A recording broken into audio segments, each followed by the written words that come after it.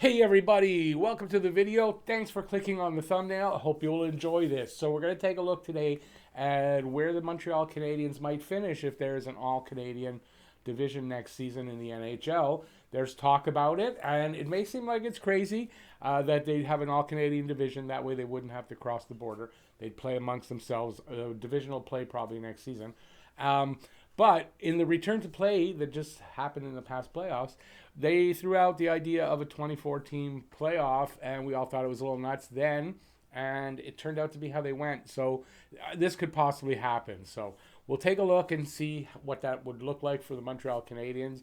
We'll go through all the Canadian teams, their off-season moves, what I think about them, and then I'm gonna make my choices for where they might finish. So we'll see. It's a little early to tell any of that, but it's all for fun. It's the off season. We got to have something to do videos about. So we'll get right into it instead of wasting any time. Let's get right into it. So yesterday I did basically the same setup.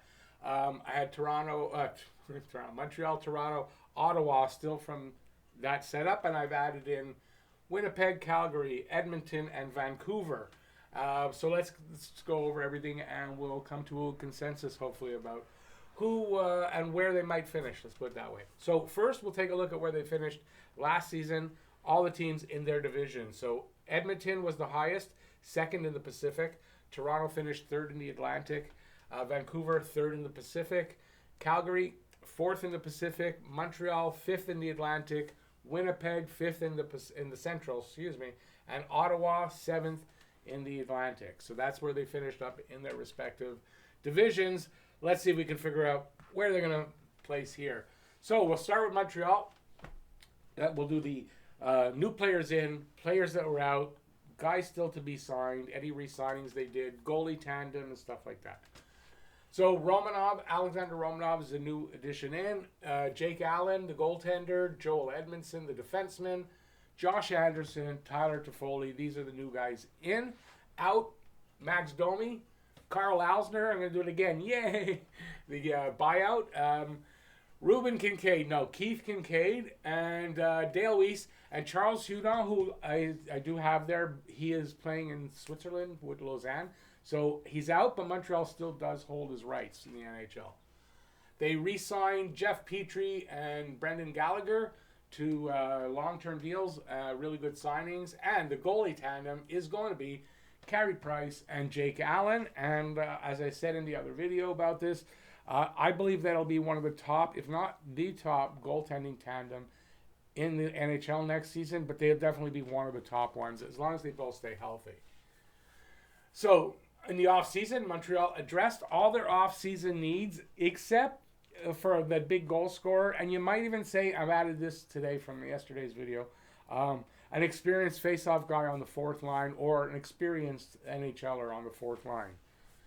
So now to answer for the goal scorer, they've got 9 potential 20-plus goal scorers on this team. So in other words, the goal scoring is well balanced. It's going to come from all over the place. On any given night, any given one of those guys can put up a few goals or a goal or whatever, contribute. And so guys can have an off night, but there'll be somebody that'll have an on night. And it's going to be very well balanced, kind of just as effective as having that star goal scorer that they couldn't really get. They're built around allowing Carey Price to dominate, to show what he had in this playoffs that just passed. Carey Price was amazing. And he's capable of this when he's well rested, when he's not playing too many games in a row, and Jake Allen's going to help relieve him from doing that, and I think it's going to be a really good result. And Jake Allen is an absolutely competent, very good backup goaltender, maybe the best there is in the league right now, and it's going to give him a great tandem. So they're built around allowing Carey Price to dominate in the games that he plays. They're also built for the playoffs. They were getting there before they made these additions in the offseason, and those additions help for that. So if they can add an experienced face-off guy for the fourth line, that probably would be the last piece that's needed. I think they'll be okay with Jake Evans at center, and you got Byron right now, and Wheel, unless there's changes. I think they'd be okay, but you get an experienced guy like Nate Thompson was, to handle that fourth line center position, and you'd be a little bit better off. So that would be the one piece I think they still need maybe out there. Okay, next up is Toronto. In for Toronto, the old guys, Thornton and Simons to go. That's Joe Thornton and Wayne Simons to go along with Jason Spezza, who was already there and I believe re-signed. And I didn't put him on the re-sign list, but so you got a couple of old guys that could be very big risk reward. Could be a big risk, could be a big reward. TJ Brody and Zach Bogosian, two defensemen, came in and addressed a lot of their need for the defensive side on the defense. And Brody can play with Morgan Riley on the first pairing, I would imagine. You got Aaron Dell, so another backup goaltender. Good one from San Jose for many years. Good quality backup goaltender. Jimmy Vesey, I don't know a ton about him, but he's been around. He's a good, I guess, third, fourth line guy. Fourth line, I would think. Boyd, I don't know anything about him. Barabanov, so these are the new guys in. Out, Kasperi Kapanen to Pittsburgh to get that first round pick. Tyson Barrie, Cody Ceci, Kyle Clifford, Salamaki, Bracco, I don't know their first names, Gauthier, I think it's Frederick, and Evan Rodriguez, who was in the Pittsburgh deal, and he never actually played for Toronto. So, and he won't be playing for Toronto. To be determined, this was from, I didn't change it from yesterday, it was Dermott and Mikheyev. Mikheyev signed yesterday. Whoops, I erased that. 2 years, $3.29 million an extension. So that's taken care of and off the board there. Let's see what else do I got up there. Goalie tandem will be Anderson, Jack Campbell, and Aaron Dell. In what combination, I don't know. Anderson, you can peg in there for sure. Who will be his backup? Or will they go with three guys? Not a lot of teams carry three goalies anymore, so maybe they will. I don't know. Brody, like I said, Brody, and I should have put Bogosian, address the needs on D. Thornton, Simon, Spezza. Old and risky, but could be very high reward. So they have good seasons. That's going to be very good for the Maple Leafs. If they're on the decline and they have bad seasons collectively, it's not going to be. But it could be a very high reward, and that could turn out to be really good for them for the one season. Are they going to carry the three goalies? Yeah, I just said that. I don't know. Not a lot of teams do that anymore. We'll see what they do. Brody and Bogosian were badly needed, so they needed that kind of... they needed some help defensively on the defense. And sandpaper and experience with the old guys. So you got a lot of experience. You got some good... Simon's good, gritty, sandpapery guy. And Thornton too. And yeah, if they hit, it's going to be really good for them, gotta say. Next up, Winnipeg. So in Paul Stastny. And also Nate Thompson, Uncle Nate. He's also wearing Mark Rippon's number 11 in honor of the late Mark Rippon. Really honorable Nate Thompson. Great guy. You got to expect something like that from him. Derek Forbert's also in, and I don't know his first name, Toninato, is also a new addition. Out, Cody Eakin. Dahlstrom, don't know his first name, Potato, Kulikov, Schilling, and Shaw. Re-signed, good re-signing, Dylan DeMello. That's good because they, Winnipeg, I mean, they lost so much on the defense the year before that they can't lose anybody else that they have there right now. They're actually looking for, they're going to need another, they could use anyway, another top 4D. They also re-signed Laurent Brossois, which I don't understand why. It was a good, I would have gotten a better backup for Hellebuck. So along the lines of the Carey Price situation, do you want Hellebuck playing that many games? Or would you like to have him a little rested? Even though he's younger than Price, I get that. But still, get him. It was a good season for goalies. I don't know what happened there. To be determined, Jack Roslovic still unsigned, I believe. Jansen Harkins and Sami Niku. I don't know those guys. So goalie tandem, Hellebuck and Brossois, as I said. So after getting Stastny, are they really trading Patrick Laine? All those Patrick Laine rumors. Montreal fans, we know because we had them for the last month or so. How we're going to get Laine here and all that. Can't be good for the morale on the team, and I don't know how that'll affect them. Will the trade talk be disruptive? Don't know. Will it go away now that they got Stastny? Because you got to think they got Paul Stastny for that second line center to solidify that line and make a big difference with Laine. So they should have gotten a better backup, I think, without a doubt. And they still need a top 4 defenseman. I know with the talk with the Laine trade, they were looking to get back a second-line center, and a top 4 defenseman. So I imagine that need for the top 4 defenseman has to still be there. Calgary's up next in Jacob Markstrom and Louis Domingue, 2 goalies, both from Vancouver this last season, and they're both in Calgary. Big upgrade for Calgary with Markstrom. Chris Tanev is in, and Alex Petrovic out. TJ Brody, Cam Talbot, Charnik, Jankowski, Eric Gustafson, Derek Forbert, who we just mentioned, went over here to Winnipeg. Quine, Reeder, Stone, and Gillies. A lot of guys out. Calgary, poor performance in the, I guess they got knocked out in the qualifying round. Poor performance. They're cleaning house to see, to obviously change the atmosphere around there, whatever, just change the direction. To be determined, Oliver Killington. Goalie tandem is going to be Markstrom and David Riddick as his backup. It's a huge upgrade with Markstrom. It's a big contract, though. I'm not sure. I think it's $6 million over 6 years. I should have checked that. Big dollars. But Markstrom's a really good goalie, I think, and it's a really good upgrade, I think, on Talbot from last year and Riddick alone. So, I think that was a good move. Tanev's not as good as TJ Brody, and he comes with a bit of a bad contract. I don't know if that's a great move, getting Tanev and letting Brody go. Lots of movement out after disappointing playoffs, as I said, and Markstrom could have a big impact and put the team back on the top. Just that upgrade on goaltending could really make a big difference for Calgary, and moving out some, I guess, the guys that they didn't think had the right attitude, whatever the reason was, and making a change in the locker room, that can make a big difference and put them back at the top. Next up, Edmonton.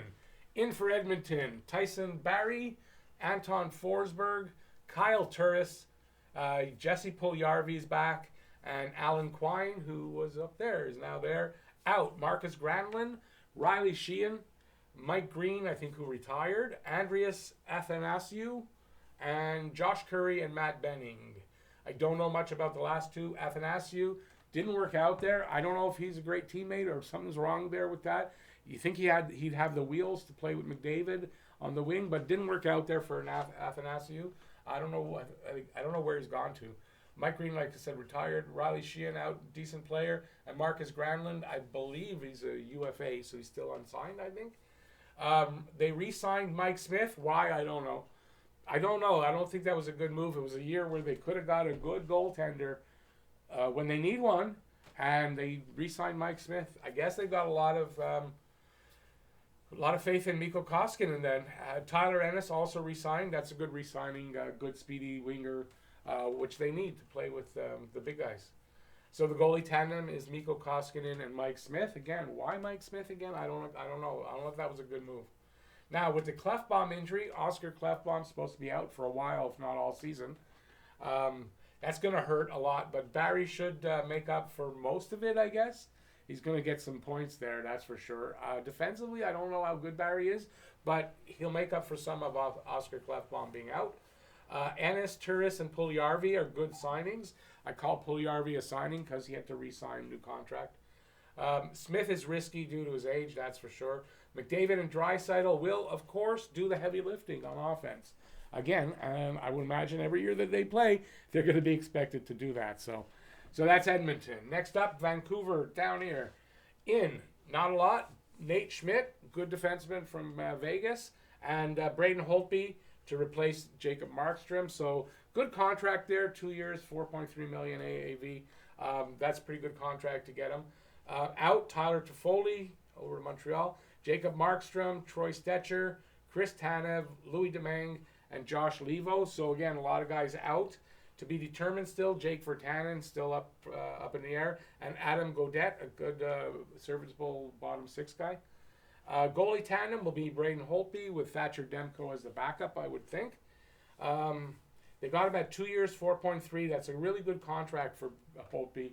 I think Holtby was looking for more than that. I'm not sure why he signed here that, but I guess 2 years, and then hopefully he'll get more. And then his next contract, I guess. I don't know, but it was a good signing, I think, for them. Schmidt will definitely help on the D. Losing Markstrom, Toffoli, and Stetcher, though, for no return, that's got to hurt down the road anyway, if not this year. I mean, they lost them to UFA contracts, so with no return.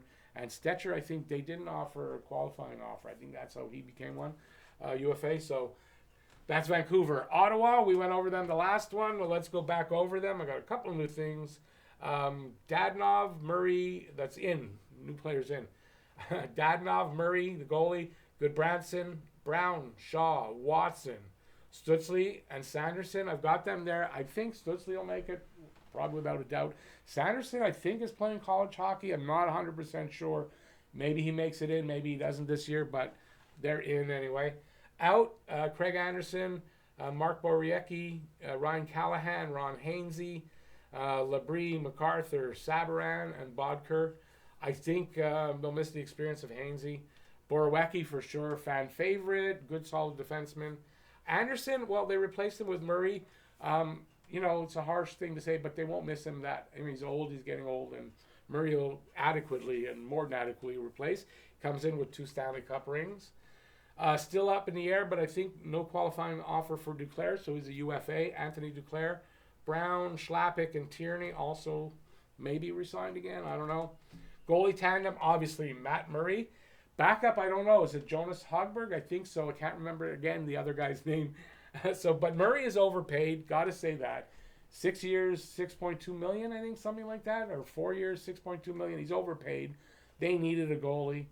So I'm not surprised. They're getting a 2-time Stanley Cup winning goalie. So maybe he's overpaid, maybe not. I still think he is. He's young, so that part's really good. I think Murray's a really good goalie. So not bad, but he's a little overpaid.